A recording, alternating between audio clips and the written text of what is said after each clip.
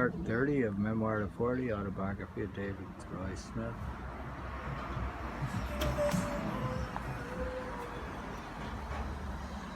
In February of 1991, I went back to India again. This time it was to see the master Rajinder Singh. On the return from India to Germany, I met up with Dyane. We visited Vienna. Apparently, I dragged her around to all the Beethoven sites like Heiligenstadt and Beethoven's apartments. I joked that I was seeking for the ghost of Beethoven. Vienna was very cold that year in winter. We visited with Gerhard and Alice in Munich. Dyane always wore these pearl earrings. The photo, I think, is just at the Andechs monastery. Of course, the monasteries were also breweries. In the photo, I'm holding a clicker to be able to take the picture remotely. I was probably one to take an interest in gadgets. Indeed, at one point during the tradesmith years, I recall I had 7 computers, and I was one of the first persons to have internet running on the Metro North train.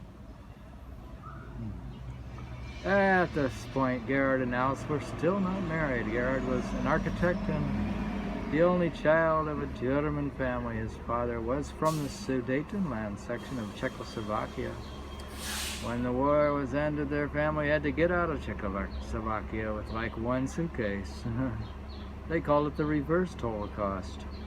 So his parents started with nothing in the town of, I didn't put the name in Bavaria. He said he dreamed he would meet a blonde American girl and marry her, which came to pass. Alice had gotten a job at a theoretical physics lab outside Munich and had to learn German. In about June 91, I went with Dyane to Ohio to the farm in Steuben. We had a off and on touch and go relationship. I didn't want to get married again after just being married to Maria. Dyane was thinner and sexier than the day. She had a voluptuous breast. In the front of the garden was a grapevines down in the valley. And next to the garden was the cornfield. It was June at the beginning of summer, and towards the evening there were fireflies across the field behind the house. They're probably where Taylor. Leland means in the meadow. That is why Taylor's middle name was Leland, meaning from the meadow or the lowland. While the pregnancy and the company MFE, I was now quite entangled with Dyane. Women expect that you react to immediately joy upon pregnancy, or you are considered lacking in love. Like was angry at my hesitation. Then, after I agreed to get married, she seemed still angry, even though after she got her way, perhaps getting married, she idealized me and was all, before getting married, idealizing was all good and a master of the universe, as in Tom Wolfe's Bonfire of the Vanities. The photo in the bathing suit was taken on top of the Parker Meridien hotel where we used to go swimming instead of going to the beach. In the summer, we used to just go to the hotel swimming pool.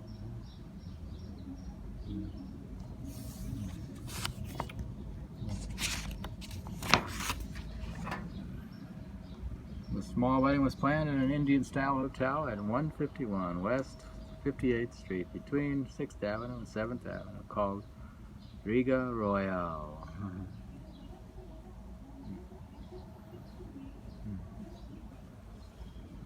Anna and Rihga came to the wedding. Kathy, Dyane's friend, played the violin, playing Massenet's Meditation with me at the piano. Yeah, I played at my own wedding. It was a small room, very much like the photo.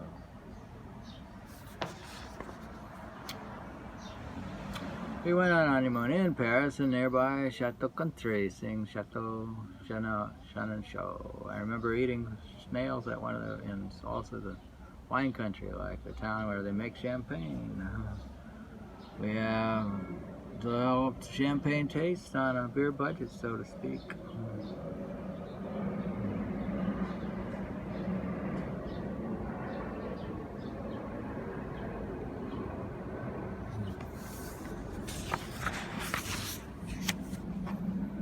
After the wedding and honeymoon, work on the MFE group continued, and separations for having a kid. We all had 2 jobs. On the evening before Taylor was born, I had worked until midnight on the MFE consulting work, and it was also Friday night. That is how hard the work was. Having gone to sleep at midnight, then Dyane woke me up at 2 a.m. in the morning on March 28th with labor pains. Taylor was born much later at 2:22 p.m. I remember there was a time back in college when I had a digital clock, and I would wake up to look at it at 1 a.m., then wake up again at 2:22, then wake up again at 3:33, then 4:44, then 5:55.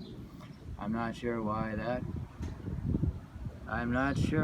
that happened. Babies look funny when they first come out. When Taylor first arrived, I called him Ivan the Terrible. We still had not finalized his name for him, and I was still leaning towards Trevor. Taylor Leland Smith was born at Lenox Hill Hospital at 2:22 p.m. on March 28, 1992. I had written this in my little notebook or my calendar. We seemed to be obsessed over the new kid, and parents of the first child are all over concerned. Like, will the cat accept the child? Is the child getting enough air in the closet? We had no baby room, so the crib was put in the closet. We were still living at 888 8th Avenue. Well, Taylor's born on the 28th. Something like the 88th day of the month here. During the summer of 1992, we took Taylor to the rooftop swimming pool on top of Holiday Inn at 57th Street and the West Side. I had been working at New York Life for $58,000 a year, which included the executive lunches, which actually they just served you coffee and water. I heard about a job at Ambac from Dan Raz, a recruiter. Ambac was a muni punisher that was going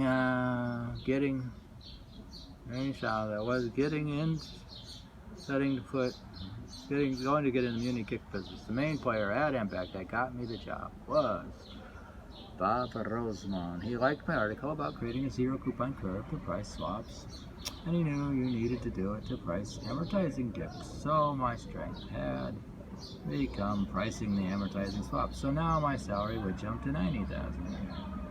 I would get stock options and a bonus. So in December 1992, I started working at Ambac in Greenwich. Dale Natras, the head of the group, was dead set on copying Howard Soson's success at AIG Financial Products. The idea was we were to be a AAA provider of guaranteed investment contracts called GICs, and be also a muni swap provider. In the long-term debt service reserve fund muni GIC, you are a payer of fixed rate, which typically is the long-term muni swap. You as a receiver of a fixed rate in a swap with the municipality when the municipality is doing a synthetic fixed rate issuance with the floating rate notes. So now you have a natural hedge when you have the axe on both sides. AIG Financial Products was located at 100 Niagara Farms in Westport. Our Ambac Capital Managed unit was located first in Greenwich, Connecticut, for about a year before moving to Niagara Farms, Westport as well. The copying of AIG was fairly blatant.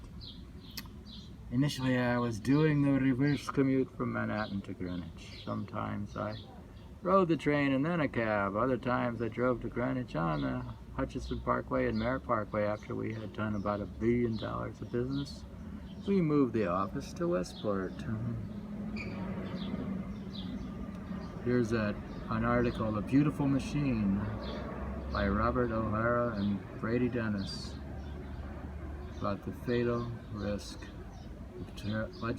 cautionary tale of AIG corporate suicide. And the AIG FP was founded. There's an article by 3 Drexel Burnham traders, led by the financial scholar Howard Chenonceau, etc., etc., etc.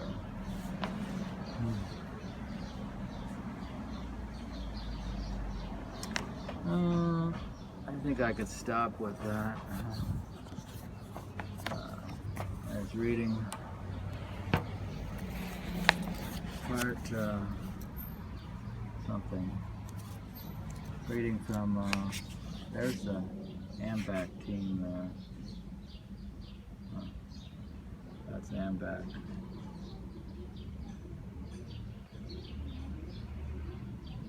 Yeah. There's Bob Roseman. That's actually me. That's Dale Mattress.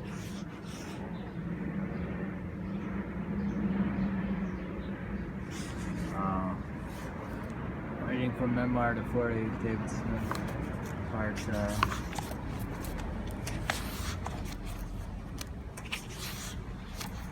30. Memoir to 40, autobiography, part 30.